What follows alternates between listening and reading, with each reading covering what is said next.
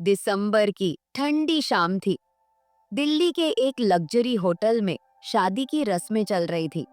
ठंडी हवा में हीटर जल रहे थे और मेहमान गर्म शॉल ओढ़े हंस बोल रहे थे। अनन्या शर्मा 19 साल की लाल लहंगे में तैयार थी।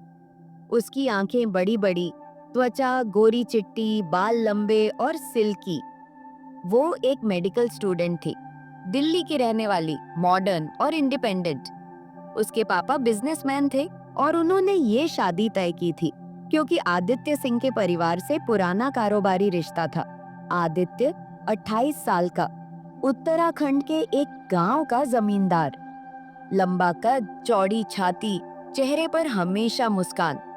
वो दिल्ली में रहकर अपना एग्री बिजनेस चलाता था, लेकिन सर्दियों में गांव के फार्म हाउस पर शिफ्ट हो जाता था। उसकी आंखों में अनन्या को देखकर पहली बार चमक आई थी। शादी के मंडप में पंडित जी मंत्र पढ़ रहे थे। अनन्या ने फेरों में आदित्य का हाथ थामा। हर फेरे में आदित्य धीरे से उसके कान में फुसफुसाता, तुम्हारी मुस्कान मेरी जिंदगी की रोशनी है। अनन्या शर्मा जाती, लेकिन दिल में खुशी की लहर दौड़ जाती। सिंदूर भरा, मंगलसूत्र पहनाया, सब कुछ परफेक्ट पैक था। सुहागरात दिल्ली के होटल में ही थी। कमरा गुलाबों से सजा था। हीटर की गर्माहट में हल्की खुशबू फैली हुई। अनन्या डरते डरते तैयार हुई। आदित्य आया सफेद शर्ट पैंट में। वो बिस्तर पर बैठा और अनन्या का हाथ पकड़ा। डर लग रहा है? उसने मुस्कुराते हुए पूछा। अनन्या ने सिर हिलाया। थोड़ा सा। आदित्य हंसा। मैं भी डर रहा हूँ, लेकिन हम साथ हैं ना, धीरे धीरे सब ठीक हो जाएगा। उसने अनन्या के होंठों पर धीरे से किस किया। ठंडी रात में गर्माहट फैल गई। अनन्या की सांसें तेज हो गई। आदित्य ने उसके कंधों से लहंगे का पल्लू सरकाया और दोनों एक दूसरे में खो गए। वो रात ठंडी हवा के बीच गर्म जज्बातों से भरी थी। अनन्या ने पहली बार महसूस किया कि प्यार क्या होता है। अगले दिन विदाई हुई। अनन्या रोते हुए आदित्य की कार में बैठी, दिल्ली से उत्तराखंड के गांव की ओर। सर्दी का मौसम था। रास्ते में हल्की बर्फबारी शुरू हो गई। आदित्य ने अनन्या को गर्म शॉल ओढ़ाया। अब हमारा घर, हमारा फार्म हाउस, वहां ठंड बहुत है, लेकिन मैं तुम्हें गर्म रखूंगा। गांव पहुंचे तो हवेली जैसा फार्म हाउस, लकड़ी का बना, चारों तरफ बर्फ से ढके पहाड़। सास राधा देवी ने आरती उतारी। बहू, अब तुम इस घर की मालकिन हो। राधा देवी की आंखों में खुशी थी, लेकिन कहीं गहराई में कुछ छिपा सा था। आदित्य के परिवार में सास ससुर जो बीमार रहते थे और एक छोटा भाई आरव जो शहर में पढ़ता था। हवेली में अलाव जल रहा था। ठंडी हवा से बचने के लिए मोटे पर्दे लगे थे। अनन्या को अपना कमरा दिखाया गया। बड़ा सा, लकड़ी की दीवारें, हीटर और गर्म बिस्तर। पहली रात फार्म हाउस में। ठंड इतनी कि सांसें जम जाती। आदित्य ने अनन्या को बाहों में लिया। ये ठंडी रातें अब गर्म हो जाएंगी। अनन्या हंस पड़ी। वो रात भी जज्बातों से भरी थी। आदित्य ने अनन्या के हर हिस्से को प्यार से छुआ। ठंडी हवा में गर्म सांसें मिलाईं। अनन्या की सिसकारियां कमरे में गूंजी। कुछ दिन ऐसे ही बीते। आदित्य दिन में फार्म का काम देखता, शाम को अनन्या के साथ समय बिताता। ठंडी शामों में अलाव के पास बैठकर चाय पीते, बातें करते। अनन्या को लगा ये जिंदगी परफेक्ट है। वो मेडिकल की पढ़ाई ऑनलाइन जारी रखती। लेकिन एक शाम सब बदल गया। ठंडी हवा में बर्फ गिर रही थी। राधा देवी ने अनन्या को बुलाया। बहू, आज से तुम्हें घर की जिम्मेदारी संभालनी होगी। सुबह उठकर पूजा, खाना बनाना, ससुर जी की दवाइयाँ। अनन्या ने हामी भरी, लेकिन राधा देवी की आंखों में कुछ अजीब था। रात को आदित्य देर से आया। अनन्या ने पूछा, कहाँ थे? आदित्य ने मुस्कुराकर कहा, फार्म पर कुछ काम था। लेकिन उसके चेहरे पर थकान से ज्यादा कुछ और था, जैसे कोई राज छिपा रहा हो। अगली सुबह अनन्या अलाव जलाने गई तो हवेली के पीछे एक पुराना कमरा देखा। दरवाजा बंद, लेकिन अंदर से हल्की रोशनी। वो अंदर झांकी तो एक तस्वीर दिखी, आदित्य की और एक औरत की। औरत खूबसूरत, लेकिन उसकी आंखों में दर्द। अनन्या चौंक गई। ये कौन है? राधा देवी ने पीछे से देख लिया। वो आदित्य की पहली पत्नी थी। अनन्या के पैरों तले जमीन खिसक गई। पहली पत्नी? मुझे किसी ने नहीं बताया। राधा देवी ने सिर झुका लिया। वो 1 साल पहले मर गई, ठंडी रात में बर्फ में फंसकर। लेकिन वो राज घर में ही रखा है। आदित्य उसे कभी भूल नहीं पाया। अनन्या का दिल टूट गया। वो कमरे में गई और रोने लगी। आदित्य आया तो अनन्या ने पूछा, तुमने क्यों नहीं बताया? आदित्य ने गहरी सांस ली। मैं भूलना चाहता था, वो दुर्घटना थी, अब तुम हो मेरी जिंदगी में। लेकिन अनन्या को यकीन नहीं हुआ। उस रात ठंडी हवा में दोनों अलग अलग सोए। अनन्या को लगा ये ठंडी रातें अब कभी गर्म नहीं होंगी। जनवरी की सबसे ठंडी रात थी। पहाड़ों पर बर्फ की मोटी चादर बिछी थी। हवेली के बाहर हवा काटने को दौड़ रही थी।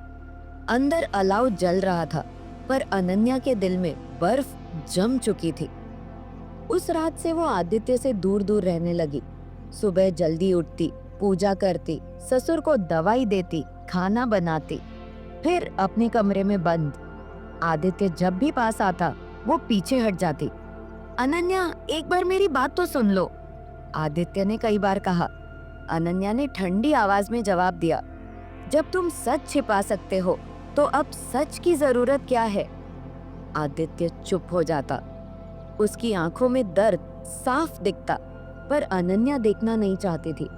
एक शाम बर्फबारी बहुत तेज हो गई, बिजली चली गई, पूरी हवेली अंधेरे में डूब गई। अलाव की लौ ही एकमात्र रोशनी थी। अनन्या ठंड से कांप रही थी। उसने मोटा शॉल ओढ़ा और अलाव के पास बैठ गई। आदित्य चुपके से आया और उसके कंधों पर अपना गर्म शॉल डाल दिया। ठंड लग रही होगी। अनन्या ने शॉल उतारकर फेंक दिया। मुझे तुम्हारी जरूरत नहीं। आदित्य ने सिर झुका लिया। मैंने गलती की। मैं डर गया था कि तुम मुझे छोड़ दोगी अगर सच पता चला। अनन्या ने आंखें तरेरी। तो झूठ बोलकर मुझे बांध लिया। मैं तुम्हारी दूसरी पत्नी हूँ, रिप्लेसमेंट। आदित्य ने जोर से सिर हिलाया। नहीं, वो मेरी जिंदगी का सबसे काला सच है। मैंने उसे मारा नहीं था, लेकिन मेरी वजह से वो मरी। अनन्या चौंकी। मतलब? आदित्य ने गहरी सांस ली और अलाव के सामने बैठ गया। उसका नाम था नैना। हमारी शादी 2 साल पहले हुई थी। वो भी दिल्ली की थी, तुम्हारी तरह मॉडर्न। लेकिन गांव की ठंड, परिवार के ताने, मेरी व्यस्तता, वो सह नहीं पाई। एक रात झगड़ा हुआ। मैंने कहा कि मुझे शहर में काम है, मैं देर से आऊंगा। वो गुस्से में बाहर निकल गई। बर्फबारी थी। वो फिसल कर खाई में गिर गई। जब तक मैं पहुंचा बहुत देर हो चुकी थी। अनन्या की आंखें नम हो गई। तुमने मुझे क्यों नहीं बताया? क्योंकि मैं डरता था कि तुम भी यही सोचोगी कि मैंने उसे मारा, या तुम भी ठंड सह नहीं पाओगी और भाग जाओगी। मैंने सोचा था कि तुम्हारे आते ही सब भूल जाऊंगा, लेकिन तुम्हें खोने का डर मुझ में अभी भी है। अनन्या चुप रही। अलाव की लपटें उसके चेहरे पर नाच रही थी। रात गहरी हो गई। बर्फबारी रुक नहीं रही थी। अचानक हवेली के बाहर जोरदार आवाज आई। राधा देवी चीखीं, कोई है बाहर? आदित्य और अनन्या दौड़े। दरवाजा खोला तो एक औरत खड़ी थी। पूरा बदन बर्फ से ढका, होंठ नीले पड़ गए। उसने मुंह से सिर्फ एक नाम लिया, आदित्य। आदित्य के पैर जम गए। औरत की आंखें बिल्कुल वैसी ही जैसी पुरानी तस्वीर में थी, नैना जैसी। अनन्या का दिल जोर से धड़का। ये कौन है? आदित्य कांपते हुए बोला, ये नैना की छोटी बहन है, प्रिया। प्रिया अंदर आई। उसकी आंखें आग उगल रही थी। मेरी दीदी को तुमने मारा था, आज मैं सच लेकर आई हूँ। उसने अपना बैग खोला और एक पुराना डायरी निकाला। ये दीदी की डायरी है। उसने आखिरी पन्ने पर लिखा है, अगर मैं मर गई तो आदित्य ने मारा होगा। वो मुझे इस ठंडे घर में मार डालना चाहता है। राधा देवी रो पड़ी। ससुर जी बीमार बिस्तर से उठने की कोशिश करने लगे। अनन्या पत्थर हो गई। आदित्य ने डायरी हाथ में ली। उसका चेहरा सफेद पड़ गया। ये झूठ है। नैना ने गलत फहमी में लिखा होगा। प्रिया ने ठंडी हंसी हंसी। झूठ? पुलिस को बुलाऊं? मैंने केस फिर से खुलवाया है। ठंडी रात में हवेली के अंदर आग लग चुकी थी। अनन्या ने आदित्य की तरफ देखा। उसकी आंखों में डर, पछतावा और कुछ अनकहा सा था। अब अनन्या के सामने सवाल था, क्या वो इस घर में रहेगी या इस ठंडी रात में सच का तूफान सब कुछ जला देगा? बर्फबारी रुक चुकी थी, पर हवेली के अंदर हवा में जहर घुला हुआ था। अलाव की लपटें ऊंची उठ रही थी, पर किसी के जिस्म को गर्म नहीं कर पा रही थी। प्रिया सोफे पर बैठी थी। उसके हाथ में नैना की डायरी थी। उसकी आंखें आदित्य पर जमी थी, जैसे कोई शिकारी अपना शिकार देख रहा हो। अनन्या खड़ी थी। उसकी सांसें ठंडी हवा में सफेद धुआं बन रही थी। मैं सच सुनना चाहती हूँ, अभी पूरा। आदित्य ने सिर झुकाया। उसकी आवाज कांप रही थी। नैना को मैंने नहीं मारा, लेकिन मैं जिम्मेदार हूँ। प्रिया ने ठंडी हंसी हंसी। जिम्मेदार? तुमने उसे जानबूझकर इस ठंडे घर में कैद कर रखा था। वो डिप्रेशन में थी, तुम्हें पता था, फिर भी तुम उसे अकेला छोड़कर दिल्ली भागते थे। राधा देवी रोते हुए बोली, बेटा वो बातें पुरानी हो गईं। नैना चली गई, अब अनन्या हमारे घर की बहू है। प्रिया ने तीखी नजरों से राधा देवी को देखा। बहू? दूसरी नैना, जिसे तुम लोग फिर से ठंड में सुलगाकर मार दोगे? अनन्या का गला रौंद गया। वो आदित्य के पास गई और उसका कॉलर पकड़कर बोली, मुझे आंखों में देखकर बोलो, तुमने उसे मारा था? आदित्य की आंखों में आंसू थे। नहीं, मैंने कभी हाथ नहीं उठाया, लेकिन हाँ, मैंने उसका दर्द नहीं समझा। वो कहती थी कि इस हवेली में उसे घुटन होती है। मैंने सुना नहीं। उस रात मैं दिल्ली में था। जब लौटा तो वो जा चुकी थी। प्रिया ने डायरी आगे बढ़ाई। पढ़ो आखिरी पन्ना, खुद पढ़ो। आदित्य ने डायरी खोली। उसकी उंगलियां कांप रही थी। लिखा था, आज फिर आदित्य ने कहा कि उसे दिल्ली जाना है। मुझे लगता है वो मुझे यहाँ मार डालना चाहता है। ठंड मेरी जान ले रही है। अगर मैं मर गई तो यही लिखना, आदित्य ने मारा।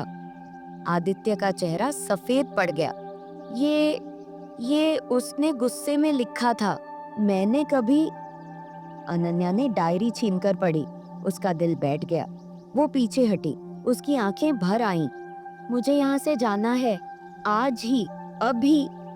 वो ऊपर अपने कमरे की ओर भागी। आदित्य पीछे दौड़ा। अनन्या, रुक जाओ, बाहर बर्फबारी है, कहीं नहीं जा सकती तुम। अनन्या ने बैग उठाया और कपड़े ठूंसने लगी। मैं मरना नहीं चाहती, जैसे नैना मरी। आदित्य ने उसका हाथ पकड़ा। मैं तुम्हें नहीं जाने दूंगा। अनन्या ने हाथ छुड़ाया और जोर से थप्पड़ मारा। छोड़ो मुझे। ठंडी रात में दरवाजा खुला तो बर्फ का झोंका अंदर घुस आया। अनन्या बाहर निकल गई। आदित्य चीखता रहा, अनन्या, वापस आ जाओ, मैं सच बोल रहा हूँ। पर अनन्या नहीं रुकी। वो बर्फ में चलती गई। उसकी सांसें जम रही थीं, पैर सुन्न पड़ रहे थे। आदित्य पीछे पीछे दौड़ा। उसने अनन्या को पकड़ा और गोद में उठा लिया। पागल हो गई हो, मर जाओगी। अनन्या रोते हुए मारने लगी। छोड़ो मुझे, तुम झूठे हो, कातिल हो। आदित्य उसे वापस हवेली में ले आया। दरवाजा बंद कर दिया। अंदर प्रिया मुस्कुरा रही थी। उसका प्लान काम कर रहा था। रात गहरी हो गई। अनन्या अपने कमरे में बंद थी। आदित्य बाहर दरवाजे पर बैठा था।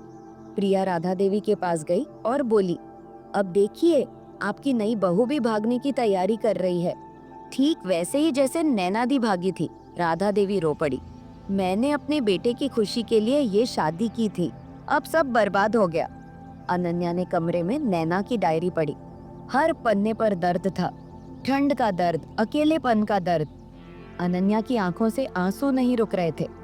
तभी दरवाजा खटखटाया। आदित्य की आवाज आई, अनन्या, एक आखिरी बार मेरी बात सुन लो, फिर जो करना है कर लेना। अनन्या ने दरवाजा खोला। आदित्य के हाथ में एक पुराना लेटर था। ये नैना का आखिरी लेटर है मुझे, जो उसने मरने से एक दिन पहले लिखा था। अनन्या ने लेटर लिया। लिखा था, आदित्य, अगर मैं चली गई तो मुझे माफ करना। मैं इस ठंड को और सह नहीं पा रही। तुम खुद को दोष मत देना, मैं खुद कमजोर हूँ, बस तुम खुश रहना। अनन्या की आंखें पथरा गईं। वो आदित्य की आंखों में देखने लगी। पहली बार उसे सच दिखा, लेकिन प्रिया अभी खेल खत्म नहीं करना चाहती थी। वो चुपके से पुलिस को फोन करने जा रही थी। ठंडी रात और गहरा चुकी थी और हवेली के अंदर अब सच और झूठ की जंग शुरू होने वाली थी। सुबह की पहली किरण भी बर्फ से ढके पहाड़ों पर ठिठुर रही थी। हवेली के अंदर अलाव बुझ चुका था, पर दिलों में आग अभी भी धधक रही थी। अनन्या ने रात भर नैना का लेटर बार बार पढ़ा। उसके आंसू खत्म हो चुके थे, अब सिर्फ सवाल थे। वो नीचे आई। सब इकट्ठे थे। प्रिया कॉफी का मग हाथ में लिए मुस्कुरा रही थी। अनन्या ने सीधे प्रिया की तरफ देखा। तुमने सिर्फ आधा सच दिखाया, बाकी क्यों छिपाया? प्रिया की मुस्कान फीकी पड़ी। क्या मतलब? अनन्या ने नैना का लेटर सबके सामने रख दिया। ये पढ़ो, तुम्हारी दीदी ने खुद लिखा है कि वो खुद कमजोर थी। आदित्य को दोष मत देना। राधा देवी ने लेटर पढ़ा और रो पड़ी। ससुर जी ने पहली बार आवाज उठाई, तो ये सब गलत फहमी थी। प्रिया का चेहरा लाल हो गया। ये फर्जी होगा। दीदी डिप्रेशन में थी, उसे कुछ समझ नहीं था। आदित्य ने शांत आवाज में कहा, प्रिया, तुम्हें पता है कि नैना ने खुद मुझे फोन किया था उस रात। उसने कहा था कि वो थक गई है। मैंने उसे दिल्ली आने को कहा था, लेकिन उसने मना कर दिया। प्रिया चीखी, झूठ, तुमने उसे रोका था। अनन्या ने अपना फोन निकाला। मैंने रात में नैना की पुरानी चैट्स देखी आदित्य के साथ। वो खुद लिखती है कि उसे ठंड से डिप्रेशन हो रहा है और वो इलाज करवाना चाहती है, लेकिन तुमने उसे रोका था। प्रिया, तुमने कहा था अगर तू दिल्ली गई तो मम्मी पापा की इज्जत चली जाएगी। सब सन्न रह गए। प्रिया के हाथ से मग गिर गया। तुम ये सब कैसे? अनन्या ने ठंडी आवाज में कहा, क्योंकि मैं डॉक्टर बनने वाली हूँ। मुझे डिप्रेशन के लक्षण पता है। नैना को मदद चाहिए थी, सजा नहीं। तुमने उसे इलाज नहीं करने दिया और अब बदला लेने आई हो। प्रिया की आंखें नम हो गईं। मैं बस अपनी दीदी के लिए। आदित्य ने आगे बढ़कर प्रिया का हाथ थामा। प्रिया, मैं भी उतना ही दोषी हूँ। मैंने उसकी बात नहीं सुनी, लेकिन अब बस कर दो। प्रिया रोते हुए बाहर निकल गई। बर्फ फिर गिरने लगी थी। वो चली गई हमेशा के लिए। हवेली में सन्नाटा छा गया। राधा देवी ने अनन्या के पैर छुए। बहू, तूने हमारे घर को बचा लिया। अनन्या ने उन्हें उठाया। मां जी, अब कोई राज नहीं रहेगा, सिर्फ सच। उस रात ठंड बहुत थी। आदित्य और अनन्या अपने कमरे में थे। हीटर जल रहा था, पर दोनों के बीच अभी भी दूरी थी।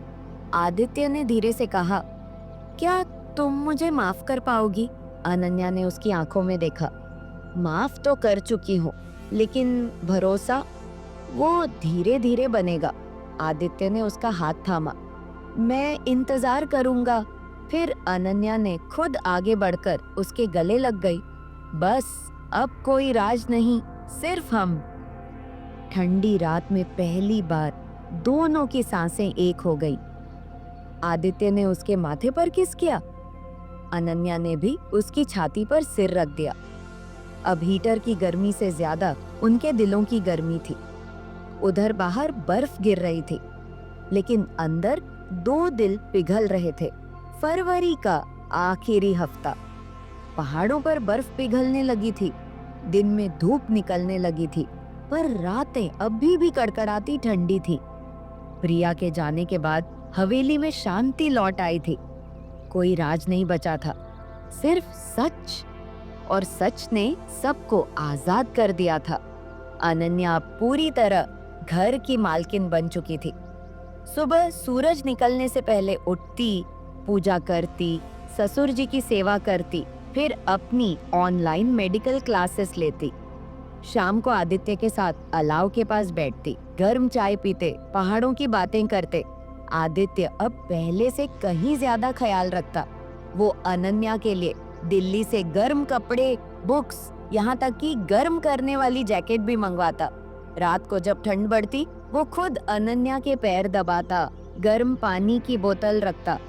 एक रात ठंड बहुत जोर की थी, बिजली फिर चली गई, अलाव बुझ गया। अनन्या कांप रही थी। आदित्य ने उसे कंबल में लपेटा और अपनी बाहों में खींच लिया। अब ठंड नहीं लगेगी। अनन्या ने उसकी छाती पर सिर रखा। पहले लगती थी, अब नहीं लगती। आदित्य ने उसके बालों में उंगलियां फेरते हुए धीरे से कहा, क्योंकि अब मैंने सीख लिया है ठंड को दिल से दूर करने का तरीका। अनन्या ने ऊपर देखा। उसकी आंखों में अब कोई शक नहीं था, सिर्फ प्यार। वो खुद आदित्य के होंठों पर अपने होंठ रख दिए। ठंडी रात में कमरे की गर्मी बढ़ने लगी। आदित्य ने उसे बाहों में उठाया और बिस्तर पर लिटाया। कंबल हटा, शॉल हटा, एक एक करके सारी दूरियां हटती गईं। अनन्या ने उसकी शर्ट के बटन खोले। आदित्य ने उसकी गर्म स्वेटर ऊपर सरकाई। ठंड लग रही है? आदित्य ने मुस्कुराकर पूछा। अनन्या ने शर्माते हुए सिर हिलाया। नहीं, अब बहुत गर्मी लग रही है। आदित्य ने उसके गले पर होंठ रखे। अनन्या की सांसें तेज हो गईं। वो पहली बार खुद उसके ऊपर चढ़ गई। आज मैं तुम्हें गर्म करूंगी। उस रात ठंडी हवा बाहर कड़कती रही। अंदर दो जिस्म एक दूसरे में पूरी तरह समा गए। अनन्या की सिसकारियां, आदित्य की गहरी सांसें, कंबल के अंदर की धीमी हलचल, सारी ठंड पिघल गई। सिर्फ आग बची थी, प्यार की आग। सुबह जब सूरज निकला तो बर्फ पिघल रही थी। अनन्या आदित्य की बाहों में सोई थी। उसकी मांग में सिंदूर थोड़ा सा फैला हुआ था। आदित्य ने उसके माथे पर किस किया और फुसफुसाया, अब ये ठंडी रातें हमेशा गर्म रहेंगी। मार्च में जब बर्फ पूरी तरह पिघल गई, हवेली के आंगन में गुलाब के पौधे लगाए गए। और 9 महीने बाद दिसंबर की एक और ठंडी सुबह हवेली में नन्ही सी किलकारी गूंजी। एक प्यारी सी बेटी ने जन्म लिया। अनन्या गोद में बच्ची लिए मुस्कुरा रही थी। आदित्य उसके बगल में बैठा था, उसका हाथ थामे। नाम क्या रखे? अनन्या ने पूछा। आदित्य ने बच्ची के माथे पर उंगली से टीका लगाया और बोला, नैना, ताकि हम कभी न भूलें कि ठंड के बाद भी बसंत आता है। अनन्या की आंखें भर आईं। वो आदित्य के कंधे पर सिर रख दिया। बाहर बर्फ फिर गिरने लगी थी, पर इस बार हवेली के अंदर सिर्फ गर्मी थी, प्यार की, खुशी की और एक नई शुरुआत की।